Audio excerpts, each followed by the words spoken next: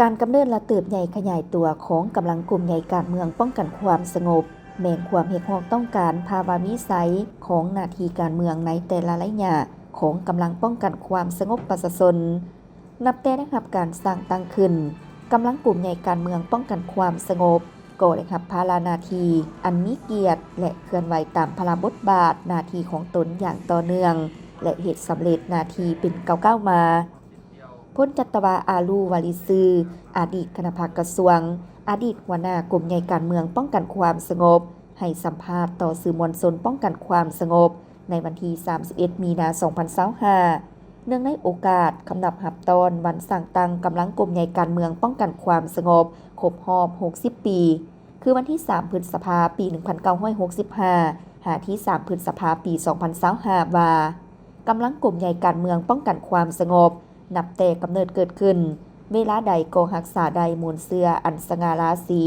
มีความองอาจกล้าหาญเด็ดเดี่ยวเหนียวแน่นกลุ่มใหญ่กำเมืองปกสนับตั้งแต่กำเนิดเกิดขึ้นเวลาใดก็รักษาได้มูลเสื้ออันสง่าราศีมีความองอาจกล้าหาญเด็ดเดี่ยวเหนียวแน่นยามใดก็มีความเสื่อม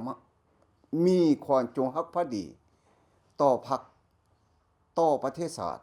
ปฏิบัติหน้าที่ของตนอย่างอดทน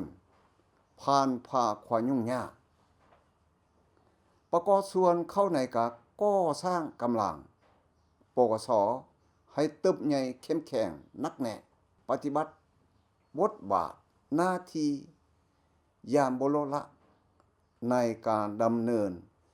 เวียกงานโฆษณาศึกษาอบรมกับเมืองแนวคิดต่อกำลังปกส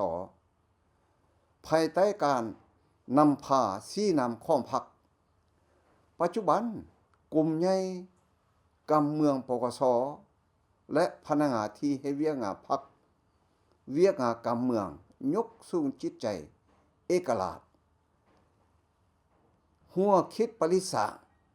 ในการนำพาชี้นำกำลังปกสยำได้ก็สืบต่อรักษามูลเสื้ออันดีงามปกปักรักษาและเสริมขยายความจงรักภักดีต่อพรรคต่อประเทศชาติด้วยความบริสุทธิ์ใจ